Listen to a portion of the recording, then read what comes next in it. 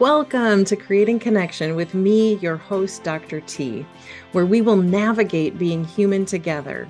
We'll do this through conversations, exploring the challenges and joys of life, uncovering insights and strategies to create meaningful connections, to foster personal growth and find solace in the collective wisdom of our diverse community. Drawing from a unique blend of academic expertise and personal experiences, I will dive into the joys and complexities of aging, death, dying, grief, and body image.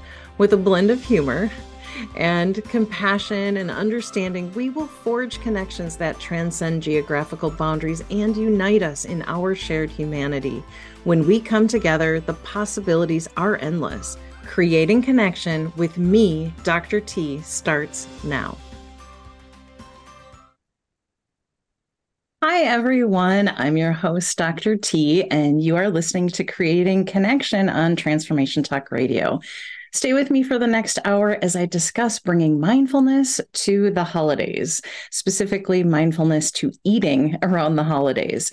I do want to first start out with that in this episode, I will be talking about food, a bit about diet culture, my own experiences with weight and mindful eating journey.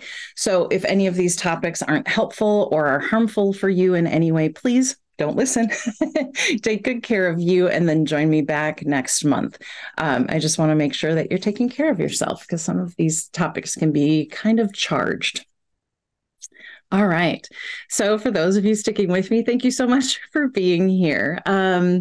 This is a topic near and dear to my heart. My relationship with my body.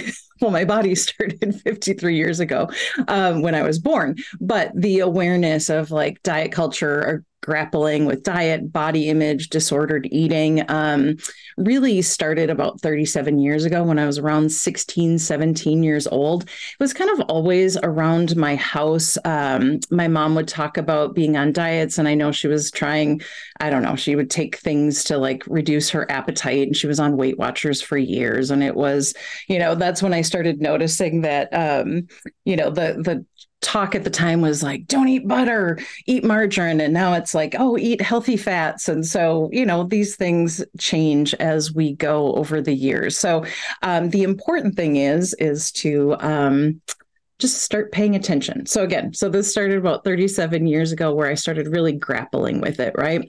I was naturally thin, skinny as a child. And this I just would eat whatever I wanted to. So again, my mom was always on a diet. And then I remember being out to eat with my grandma and I was eating a malt. And she said, oh, be careful, Terry. She's the only one that calls me Terry.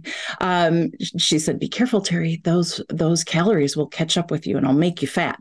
And I just was like, okay. And I just kept eating, thinking like, well, I don't know. And that I do remember that was when my food rebel kind of first started peeking its head up. And so this idea of like, don't eat that or don't get fat.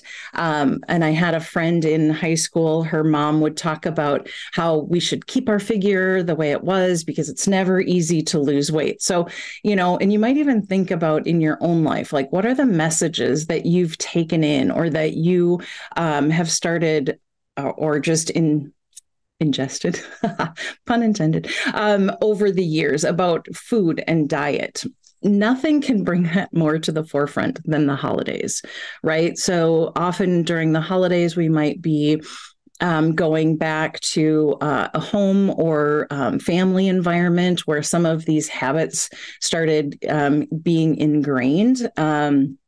Or you might be out with friends, or there might be times with colleagues and holiday parties and things like that. There might be foods that you aren't normally around for the rest of the year. So it can be a really interesting thing to navigate. Often people show love with food, right? So there could be this idea of, having someone say like, oh, I made this special for you. And you're like, oh, I'm not eating that way right now. And it can feel, I muted myself. Sorry about that. Navigating technology. So when you're with people, there might be food pushers, and they might be doing it out of love. They might be doing it because they want you to join in. They might not want you to miss out, and that might be also very challenging. So it's not just about your own relationship with food, your body, but it could be other people starting to bring those conversations in. So again, kind of going back to where my journey began, then I was in a long-term relationship. I was depressed. I was not taking very good care of myself. It wasn't a super healthy relationship. And I would constantly like diet, but it was always in this punitive way. I'd go to the gym and I'd watch the calories counting down, thinking like, oh, this many calories is a Snickers bar, or I ate this, so I have to work out that much. And you might have had those patterns in your own life. And so for me, that wasn't about trying to have a relationship with my body. It was really out of negative, beating myself up again, having been naturally skinny, then gaining a lot of weight. I was vicious to myself. Oh boy, my self-talk was brutal. And I remember, I'd go to bed and I'd wish for a magic pill, or something that, I could have or take, or some magic thing that I would be thin again, because I didn't really recognize myself and I didn't feel comfortable in my skin. But really what that taught me and what I became aware of was that negative self-talk. And I realized I would never talk to a stranger like that. I would never talk to someone I really didn't like the way that I was talking to myself. And I started to have compassion and started noticing and changing how I talked to and about myself. Now, that was probably, I don't know, I was maybe 25, 26 years old at the time. I didn't, magically lose weight. And what I actually realized later is I shifted that, but I'll get to that in just a minute. When that relationship ended, I lost the bad relationship, including a lot of excess weight. This was not necessarily intentional. I smoked cigarettes at the time. I did not eat well. I had, it just had lost. And I did say that, oh, it was because of the relationship. And I would make quips about that. Then I met my husband. And boy, then I got really heavy again and I called that happy fat. I was married to my best friend. We were having a great time. The snacks and like goodies that we would have together, we would make good food together. I gained a lot of weight at that time. And it felt different, right? Like, I was not physically comfortable in my body, but I was so emotionally and mentally happy. I wasn't paying attention. And then somewhere during that relationship, I was like, okay, I want to start working on my body. See, again, like it's a project. But I did. I started working out at a weightlifting gym, and that was great. Shout out to Rick and Carla, wherever they are in the world, because I've never been stronger. And it was such a supportive environment to learn to exercise and move my body with a feeling of support rather than punishment. Then Charlie and I started working out at a kettlebell gym. So shout out to 180 and the fine folks there. That was great. I have never been so fit in my adult life. I was strong, I was fit, and it felt really good. And then we decided to move to Reno, Nevada for grad school. And I remember someone a year ahead of me had said something about exercising. I was like, oh, I need exercise for my mental health.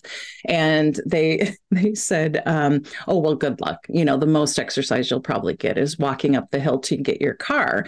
And unfortunately, they were right. And I didn't move my body in the same way while I was there. I kind of went back to the triggers of what was supportive to me when I was under stress. I talked about that in episode 2, where I, started smoking again. I started eating a lot of different foods that I hadn't been eating. And it was all out of that knee-jerk reaction of feeling kind of out of my element, scared, stressed. And so, but I was able to approach it a little differently, right? So in this way, I was like, oh, I could see that. Well, I shouldn't say that, not immediately. It was when I then was introduced to my first mindfulness course, mindfulness-based stress reduction, or MBSR. And that was in the fall of 2015, so about 8 years ago. And, a combination of grad school, and then there was a lot of loss and grief in 2019. And I was then with my dissertation and working through the COVID times. And I wasn't one of those people who took COVID on and used all of that free time to make my body better. I did not. I found Popeye's spicy chicken sandwiches and I had a relationship with them. So that it was difficult, but the difference about this time. So again, I had been fit, go to grad school, life is happening, stress is happening, and I kind of knee-jerk backed. What is different now is that although I'm at my heaviest weight, which I heard someone say once, that weight is your relationship to gravity. And I love that. So today, my relationship to gravity is the heaviest that I've ever been, but also I am in the friendliest relationship with my body and with food than I ever have been, which feels maybe counterintuitive. And yet it is so freeing. And it is so, it gives a lot of ease. So again, my first introduction to mindful eating was an exercise during my first MBSR training. And I will, at the end of this episode, be guiding a mindful eating meditation for y'all. So that's something that you can either practice live with me if you're listening and able to do so, or you can listen back later on. And I'll also post that meditation on Insight Timer, which is a free app that I have some other meditations. So if you want to meditate with me at any time, you can go there. Let me take a sip of water here. After that mindful eating exercise, I then joined a group on campus at UNR. It was like a group, we were going through into the intuitive eating book. I have it right here. I'm holding it up for those of you who are watching. It's a book called Intuitive Eating, A Revolutionary Program That Works, by Evelyn Tribole and Elise Reich. I don't know if I'm saying those names right, but I do have them, this book, along with others that are linked in the show notes.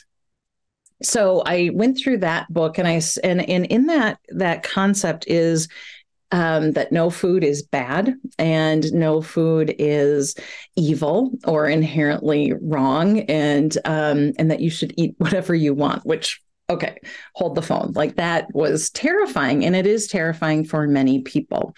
I also trained with Judson Brewer to facilitate his app, which is called Eat Right Now. And I do highly recommend that app if you're looking for some grounded support to shift your relationship to food. He also has an app called Unwinding Anxiety, and a book that is also listed in the show notes. So where is that all leading me? So that's leading me to say that at this stage of my life, my relationship to gravity is the heaviest it's ever been. And I am genuinely friendly with myself. I am genuinely kind and compassionate. I am aware at some of the triggers, and sometimes not so aware. And we'll get into all of that here in a little bit. But I wanted to let you know kind of my journey, because although I am not a nutritionist or a health coach, I have had this ongoing conversation and relationship, and that has finally come to a place of peace and ease, which is what I wish for all of us around our bodies, body image, eating, food, and it could give really a lot of peace. And that makes me think of when I'm saying a lot.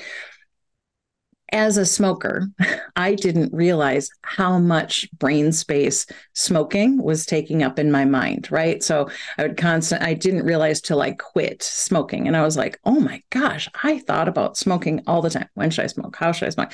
I should quit. No, not quitting today. And with food, it is a little different because, of course, we have to eat. I mean, we need sustenance to live. And it is also important as far as a lot of celebrations or things are with food.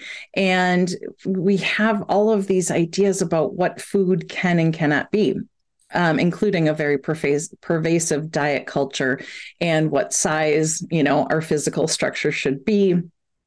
It's never ending. So just know that we're touching on this in this episode, but it is nuanced and it is pervasive through culture. So as soon as you start paying attention and being aware, you might notice how many messages you are getting minute by minute. I have also listed a lot of other books that have helped me along this process. So let's get into it. What is mindful eating and why is it important? And I do want to say again that this is a process. This is not, you'll listen to me and be, this is the work of a lifetime. So what is mindful eating and why is it important? Again, mindfulness, and I'll keep repeating it because it's hard to change those pathways. So mindfulness is observing, watching, examining, right? You're paying attention on purpose in the present moment. You're not a judge, but think of yourself more of a scientist or a detective. Get curious about what's happening. So that's applying this, and we're going to apply it to what you're consuming. So in this case, it's food and drink. You can apply it to any consumption, whether it's social media or TV or whatever you're consuming. But today we're talking about food and drink as we go into the holidays. So a mindful approach to the holidays can provide more ease. Again, how much chatter is being taken up? How much are you thinking about what you should eat, when you should eat, can you eat? Is it safe to eat? And so you can have more ease if you start noticing and saying like, oh, I don't want to have that much chatter about it. And like, oh, noticing like, oh, here I am. I'm worried about, this piece of food or I don't want to disappoint someone. So you can have more ease if you come into this with this idea of like, oh, I'm going to investigate. I'm going to be curious. It can, again, quiet the internal dialogue so that you can be present with family and friends. I know so much of my, in the past, I would be thinking like, should I have this? Should I not have this? And I would be missing out on what was going on right in front of me. So, maybe this is an approach that you could use, that you could be more present with your friends and family. And again, thinking about increasing your self-awareness. You might be paying attention to like, what's my mind state? Maybe going home or going to, celebrate the holidays or not celebrate the holidays is stressful for you. There can be a lot of emotions. Grief comes up a lot around this time of the year, whether it's the loss of people that we love and care for, or loss of tradition, or not being able to be with the people that you want to be during the holidays. So it's important to pay attention to your mind state, to what is happening before you reach to that thing. I alluded to, not alluded, I straight up said that, stress and grief and loss towards the end of my graduate career, really increased and changed how I was eating. And that impacted my relationship to gravity. And then, you can also come and pay attention to, what am I eating? And that might seem odd, but there's so many times, and I'll speak for myself, that I have reached for food and I'll have been done with a bag of potato chips before I even really kind of registered that I was eating potato chips. So what are you eating? And another question I like to ask is, am I enjoying it? What is amazing about pausing and actually paying attention to what you're eating, and if you're enjoying it, is you might not be. I mean, it might sound weird.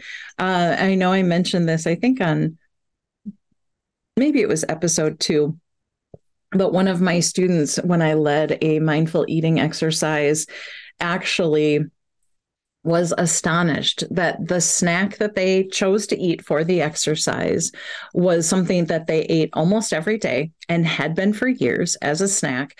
And when they paused, when they slowed down and asked themselves, am I enjoying this? They didn't like it. They thought it tasted oddly like chemicals, or it felt stale or something. I can't remember the exact things that they said, but that sticks with me because oftentimes we are in that habitual pattern, and you might not be enjoying it. And then if you're not enjoying it, there can also be this issue of not wanting to disappoint someone, right? Like if someone made you something, or there's something that they've served, you don't want to, well, I'll again speak for myself. As a recovering people pleaser, I would have eaten things many times, even if I wasn't enjoying it, because I didn't want to let someone down. Now I'm able to say, no, thank you, or, something to that order. So again, what is your mind state as you're reaching for that food? What are you reaching for? What are you eating? Are you enjoying it? And then here's a big one. How do I feel after?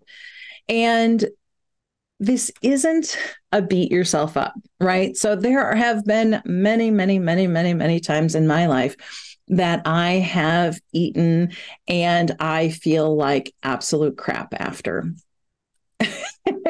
What used to happen is I would eat like that. I'd feel like crap. I'd beat myself up, which would just lead into that cycle of more eating, because I didn't like that discomfort, right? So I physically felt crappy, and then my mind felt crappy. And so then I would eat to try and, shush that voice. And so, this idea of investigating, how do you feel after? Or asking yourself, how do I feel after I've eaten or consumed this? It's not to beat yourself up. Again, kind of going back to, some of these elements of like non-judgment and curiosity.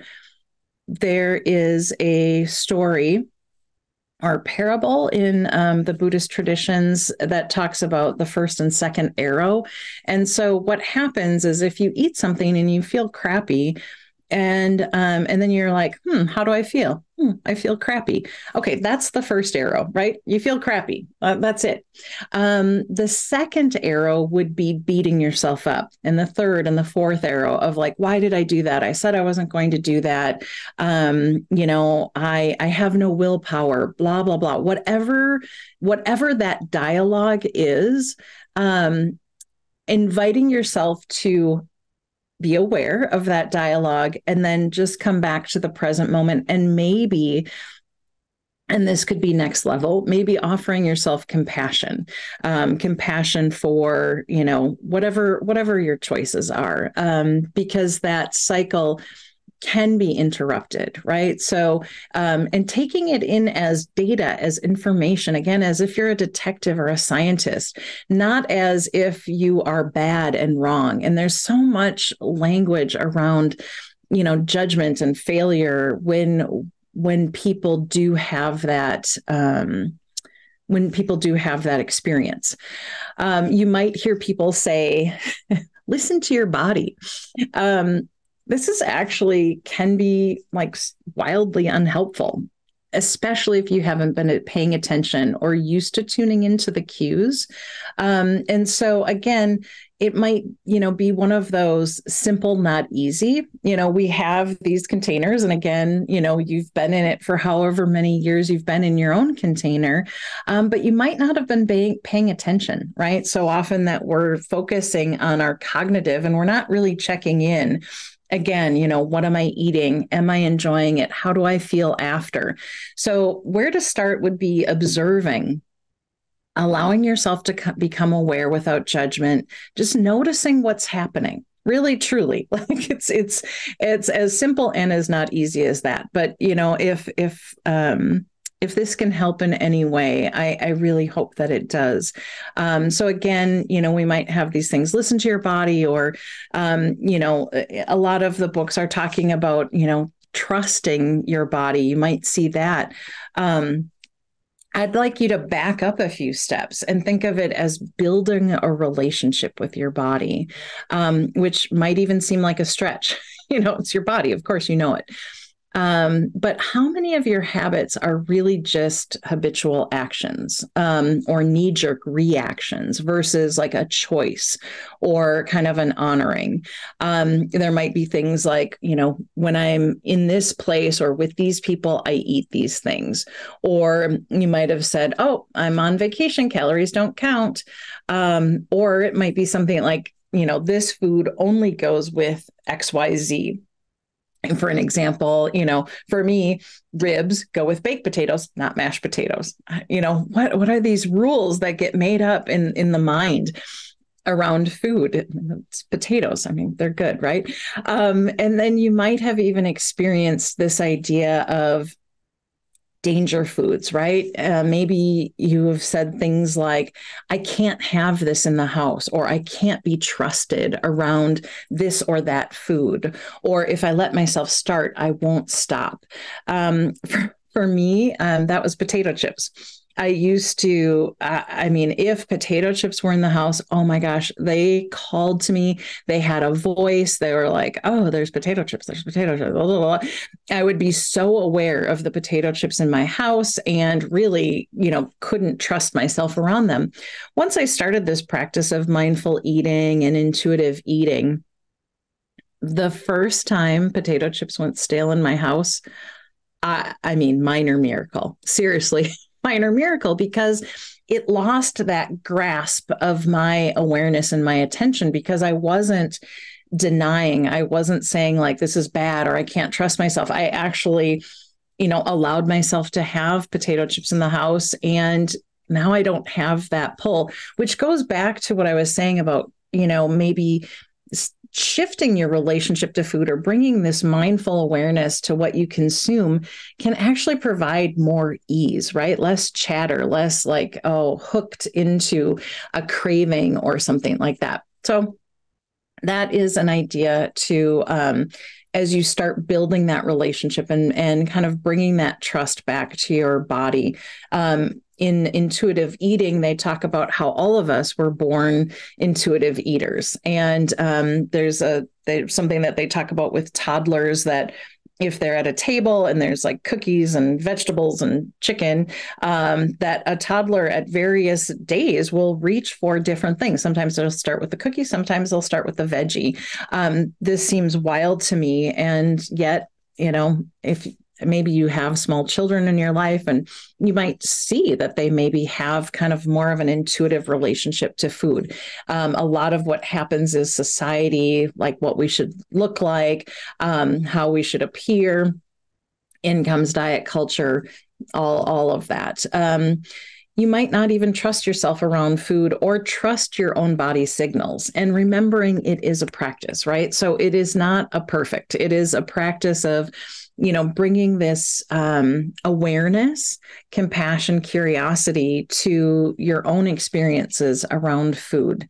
And I wanted to bring bring up mindful communication reminders from episode 4, because guess what? You can apply this to yourself too. And you might need to apply this as a reminder to people that you are around, who might be, kind of challenging if they're kind of pushing food your way. So I wanted to highlight self-awareness. And again, that is thoughts, emotions, biases, judgments, distractions, stress, and the physical sensations in the body.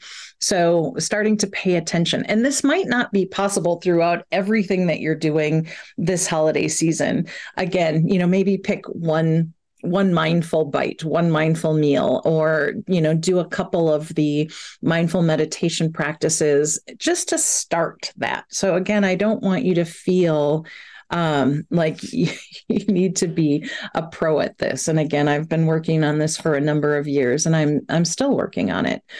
And then attitudes of mindful communication: acceptance, curiosity, non-judgment, beginner's mind, trust, compassion, empathy, vulnerability, and patience. So how does that play into like food, or even awareness? You might need to accept, like, yes, I overate or I overindulged. Bringing curiosity to that. You might be like, oh yeah, I was really stressed, or, oh, I didn't want to disappoint this person, leading smack dab into non-judgment, right? Because you can say, oh yeah, I did that, which then you could maybe bring in that compassion and beginner's mind.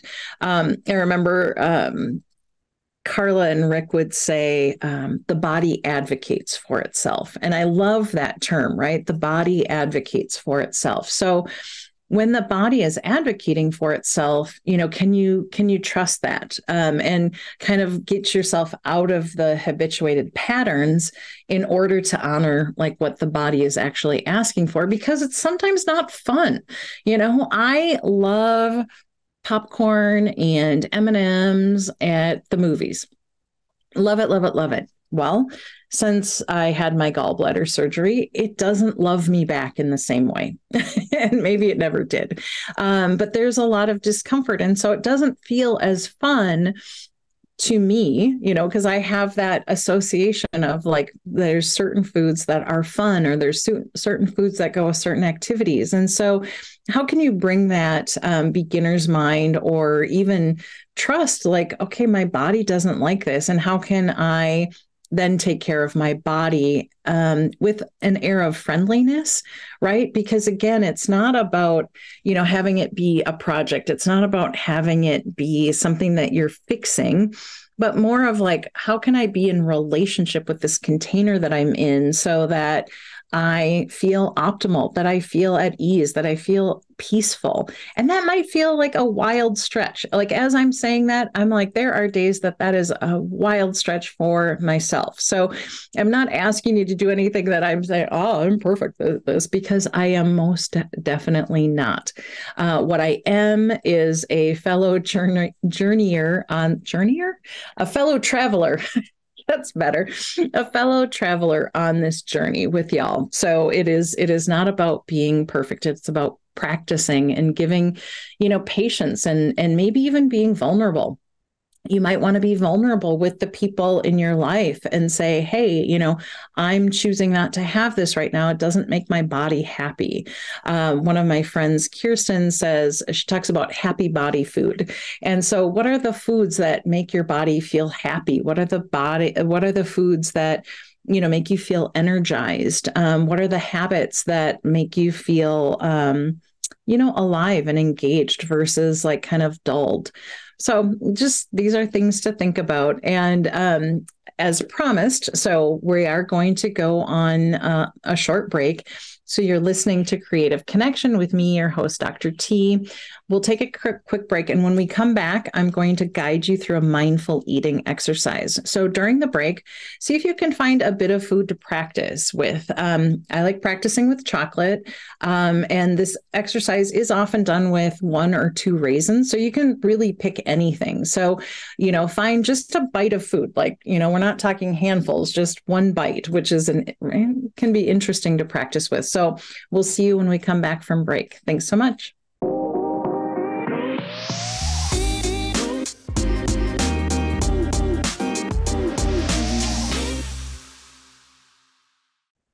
We're back on Creating Connection with me, your host, Dr. T. On this segment, I am going to be guiding a mindful eating exercise.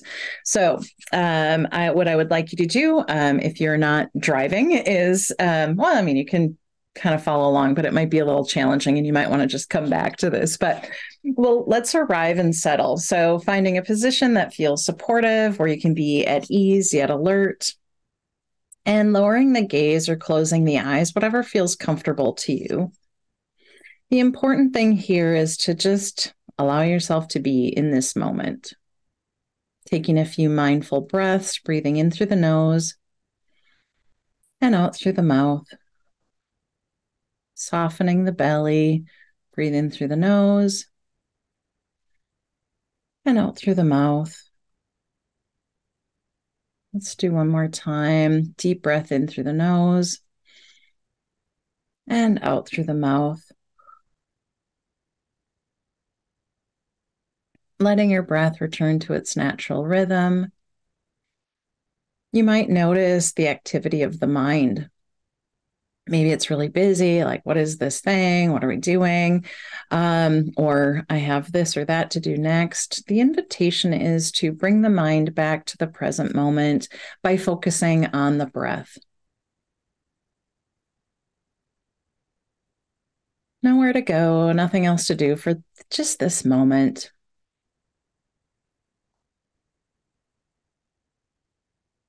Traveling your awareness to the body, maybe noticing points of contact, the surface that you're on. You might notice air temperature, heat, coolness. You might notice sound. All of these things are anchors to the present moment. And again, this is a practice, so the mind will wander, perfectly normal. And just inviting it back to the present moment through the body, the points of contact, air temperature, through sound, or through focusing on the breath, the body breathing in, knowing you're breathing in, breathing out, knowing you're breathing out. And as you feel ready, opening the eyes and looking or observing this bite of food that you've chosen. I have chosen chocolate. And so noticing, I'm noticing the wrapper, the color of the wrapper. So paying attention to whatever you decided to bring into this moment. You might notice the size, maybe even feel the weight in your hands. And again, this is about bringing this curiosity, almost as if you maybe have never seen this before. So beginner's mind. So although I've seen many, many a Dove chocolate, have I ever really paid attention to the fact that there's a trademark? I have not. So really getting curious visually about this piece of food. And then if there's a wrapper, slowly unwrapping it, and you might notice there might be some activity in the mind. There might be like, ooh, oh, I can't wait to have that, or this is stupid. Whatever is here, just notice the mind. And you can do that with a little bit of humor and curiosity. So unwrapping, for me, I'm unwrapping this piece of chocolate and smelling it. Is there a smell? And we don't normally pause to this degree to get really curious. So, and Dove has a little message on the inside, and it says, thinking of you. So I'm thinking of all of you as I open this chocolate. So I'm looking at it. I'm not going to hold it because my hands are a little hot and it's melty. So smelling it, and notice what is happening in the mind, maybe in the body. I can feel, some sensations of like my body getting ready to eat it. There's this, like just pop it in your mouth and have it. And so as I wait, bringing it up to the lips, maybe touching it to your lips, and noticing what happens next. I'm going to place this in my mouth. I invite you to place whatever you have just in your mouth, but do not chew. Simply just feel what it is in your mouth.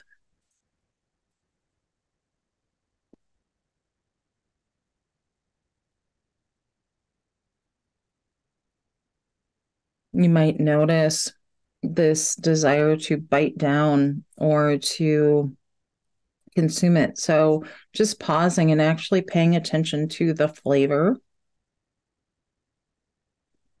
how it feels on the tongue, maybe against the teeth.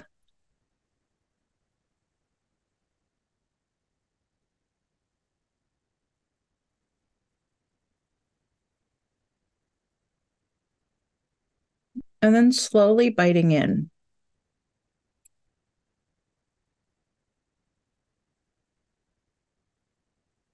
You might notice a sensation of swallowing. And now notice the mind. Has it gone somewhere? Maybe people who don't like to listen to people chew might be struggling right now.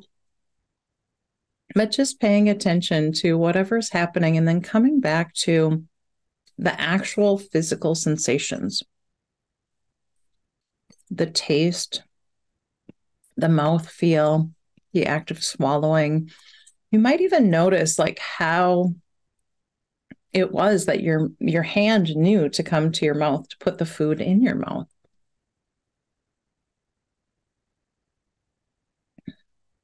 And as you swallow and the last bit of food is not in your mouth anymore, maybe noticing, how does that feel? Did I enjoy the flavor of that? What was that like? Again, bringing that sense of curiosity to the experience of one mindful bite. And in this moment, you might close your eyes again if that feels comfortable, and actually pause and think about all of the steps and all of the processes that got that bite of food to your body. You know, if it was the ingredients that had to have been grown and harvested, to the people picking that harvest, to a processing plant, to packaging, to the people who are driving the packages from the plant to the store, the act of going to the store to buy this item. There are a lot of steps that happen between putting a bite of food in your mouth and how it got there. And for me, when I pause and really pay attention to that, I am filled with kind of a spontaneous gratitude for all the people that had a hand in bringing this food to my table. And I can feel kind of humbled and feel that sense of interconnectedness when sometimes it feels that life is, all on my own, or, things like that. There's this idea that we are all interconnected, and that one bite of food can give you awareness not only to your own body, your own experiences, but also to the many, many people and hands that brought that to your experience right now. And just taking a moment and a couple of mindful breaths.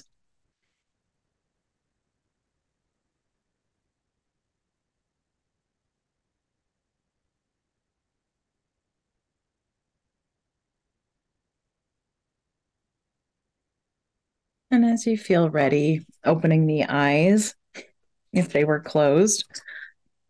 And I am so curious to know how that was for you.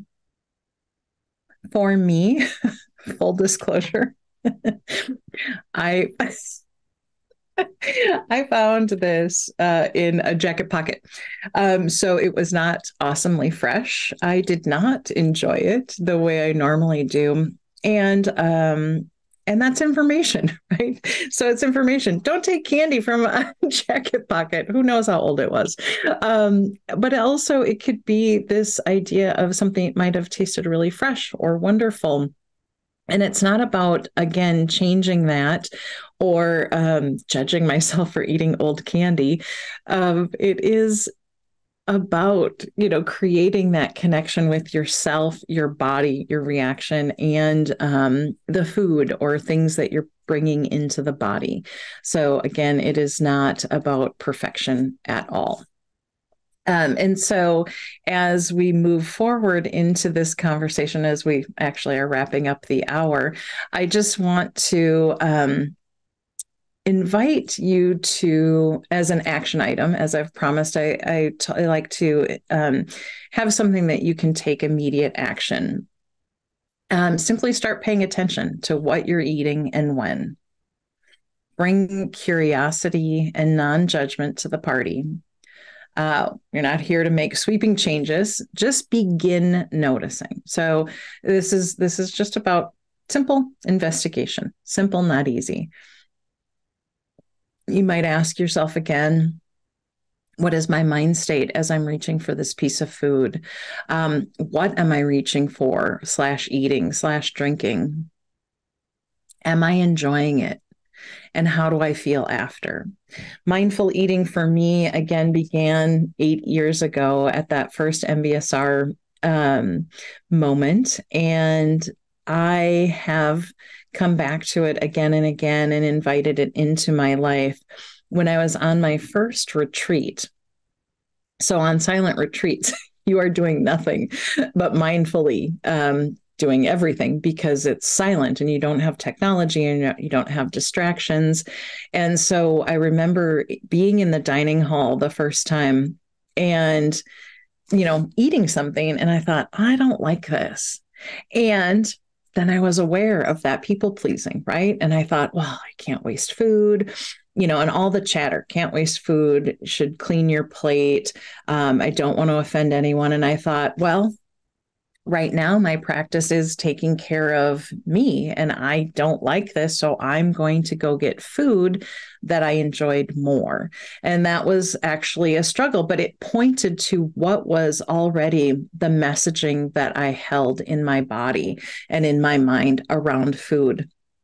Another thing was paying attention to different flavors and sensations. After that first retreat, Charlie took me out to eat, and because I had been away, 5 days, and again, no technology. And so we went out to eat, and I was eating a salad, and I was like, oh, I don't know what this piece of lettuce is called, but it tastes like dirt.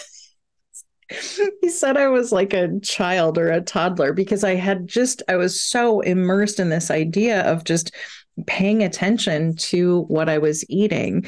And it is a real gift of being able to even, take one mindful bite, but to even try doing one mindful meal. And what I mean by having a mindful meal would be no distractions, no TV, no phone, no reading, and no talking, and simply observing the plate, simply observing what's in front of you.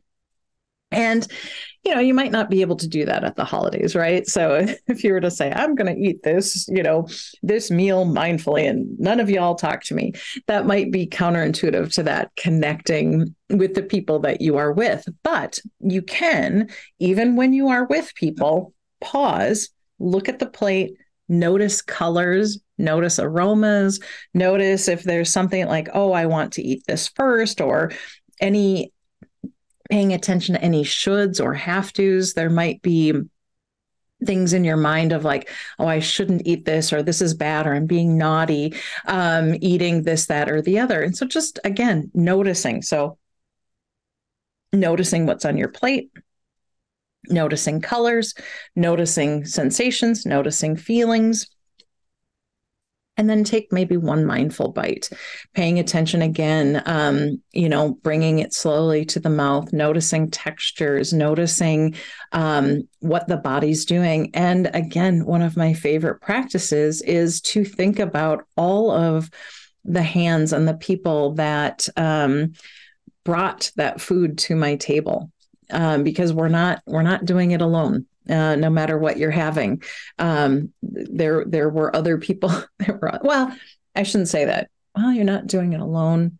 I mean, if you're gardening, I guess you're kind of doing it alone. But then you have the sunshine, the dirt, and the weather, and access to a lot of things. But for most of the things that we're buying, especially if it's something that we've purchased, there have been a lot of other people involved. And so that can maybe bring up a sense of gratitude.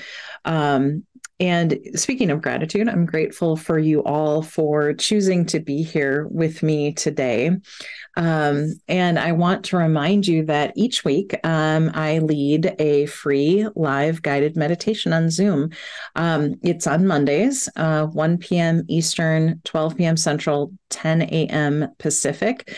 You can go to my website, ccwithdrt.com, to reserve your spot. Again, ccwithdrt.com to reserve your spot. We're a small group. This group actually started over the pandemic. And Heather, who is my guest on episode 4, she and I had started it, and then I continued it on for over 2 years. And it was a real honor to lead those people. And we would love to grow the community. So you are always welcome. And it is a 30-minute. So I generally read something, talk a little bit about what's happening, and then we meditate together. And there's something really beautiful about meditating in community. So I want to, again, thank you all for tuning in to Creating Connection with Dr. T. I'm grateful that you chose to spend this time with me today. Please reach out with any questions or comments or show ideas. I'm here to co-create this with you. So, so far I've been kind of, going through things that I love to talk about, but please I invite your questions, I invite your comments and ideas for shows. And it would help me if you shared my show with others. So sharing the links, if it's meant something to you, or if you thought there was something interesting, please share with others. Let's grow this community together. And you can join me on the first and third Wednesdays of every month at 1 p.m. Eastern, 12 p.m. Central, 10 a.m. Pacific. And until then, take good care of yourselves and others. And I look forward to seeing you back here next time. Thanks again. Bye.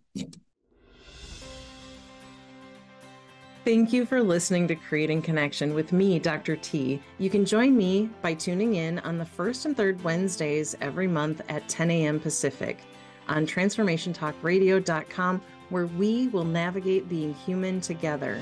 Being human means that we all have a body, and we will all experience loss, grief, and aging if we're lucky. Let's join together on this journey of exploration, support, and mutual learning. I love bringing people together, and on Creating Connection, we are a conversation away from understanding another person and, quite frankly, ourselves. For more information, visit ccwithdrt.com.